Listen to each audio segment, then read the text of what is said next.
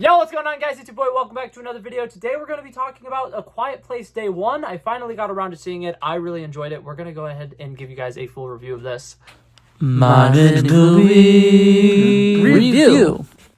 Okay, so right off the bat, I do want to go ahead and issue a spoiler warning for people who have not seen the movie. I did really enjoy this movie, and I am going to try to avoid spoilers, but just in case, if you haven't seen the movie, you might want to click off. But that being said, if you don't mind spoilers, feel free to stick around. We're going to dive very deep into this movie. So starting off right off the bat, I want to talk about some of the acting performances in here, because I think all of the actors here did an incredible job. The main actress, Lupita Nyong'o. Nope, I definitely butchered that. I'm going to put her last name up on the screen. I've tried watching different videos of people pronouncing it, and they do it so smoothly, and I'll try to repeat it, and then I get like Nyong'o.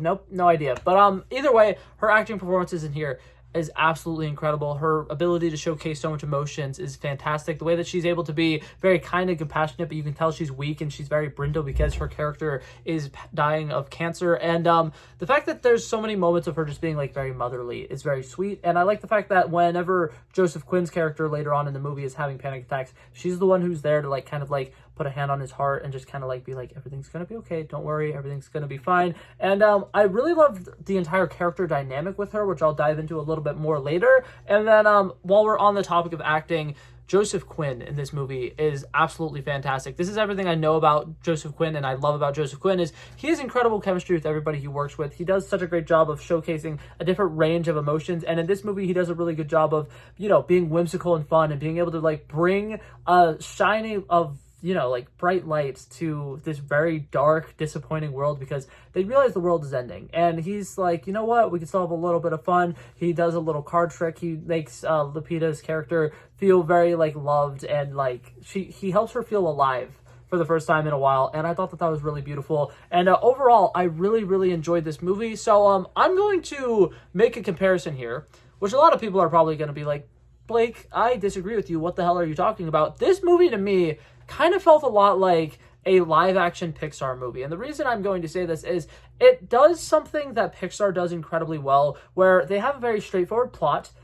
This character and this character need to get to this point. That's it, right? So think Finding Nemo. Nemo gets lost, so Marlin and Dory have to go on an adventure to go find Nemo. Bam, boom, bop. That's that. Think of movies like, you know, Monsters, Inc., they need to get Boo back to her door. Simple, right? It's a very simple, straightforward plot, but the thing that makes Pixar movies as interesting as Pixar movies is the character work, the way that the characters have these dynamics with each other. And usually they'll do a trick which is like, there's this one character who is this one archetype, and then there's this character that has the total opposite archetypes. They end up butting heads a lot, but then by the end of the movie, they become best friends. And this movie is kind of similar to that a little bit. Lupita's character, I will be honest, I don't remember the character's name, and I feel really bad about that, but like, since they're not talking out loud or whatever a lot, I don't remember a lot of their names. I'll just remember the actors' names. But what's it called? Her character in this movie, like I already mentioned, is dying of cancer. She's somebody who's like very free-spirited. She doesn't really want to be alive anymore. So whenever the world starts to end, she's kind of like, well, I just kind of want to go get a piece of pizza. And that's all she really cares about is going to the pizza place where she wanted to go to. And she's kind of realizing like, if the world's going to end, let me enjoy one last piece of pizza. Let me go to a place where I feel alive and I feel at home. And I think that is beautiful. And I really think that that's something that this movie does incredibly well, is it shows you kind of the beauty in knowing that the world is going to end, knowing you're going to die, but making the most out of your last couple of days on Earth. And I feel like that's something we don't see in disaster movies a lot, because usually they try to focus on the characters who are trying to live and trying to survive for the longest time. But I think that there is something beautiful in knowing that your life is, you know, you have a finite amount of time on this earth. Eventually your life is going to end and you're not going to be able to do anything about it. It's inevitable. But knowing that your days are numbered and making a difference with the little bit of time you have left is beautiful. And I think that this movie does it incredibly well. And that's part of the reason why I say it's similar to a Pixar movie. And one Pixar movie in particular that I want to kind of compare it to is Up. But specifically, the fan theories that in the movie Up, Carl is actually passing away and Russell is the character who's just bringing him to heaven. It kind of feels very similar to that with Lupita's character being the Carl in this example, where she's kind of passing away, she's going to die soon, and now the world is starting to end when she already only had a couple of days left to live anyways because her disease was kind of killing her. And then Joseph Quinn's character shows up and kind of like gives her that little bit of life that she needs left to enjoy the rest of her life, and then he essentially brings her to her happy place so she can die happily, and kind of like brings her to heaven a little bit. And I really loved that. It was a parallel that I noticed that a lot of other people are probably not going to notice, but I thought that was really cool. I really enjoyed that, and I thought that was awesome. Another thing that I want to shout out while we're on the topic of things that are awesome, the cat in this movie.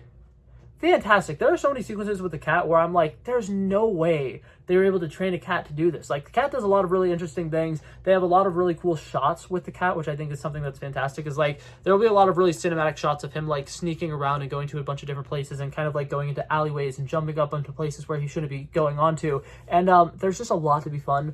A lot of fun to be had with the cat. And the fact that the cat lived throughout the entire movie, very exciting. If the cat died, I would have been really upset. I was kind of expecting the cat to run away in the first act, and that was going to be it. We weren't going to see the cat at all. So the fact that the cat was there the entire length of the movie was great, and I love that. And it was very comforting, which is something that I thought was interesting because, like, it's a emotional support cat, and then it's actually like being emotional supporting to people who are watching the movie who are kind of like, oh my god, no, this character just died, or oh my god, no, this thing just happened.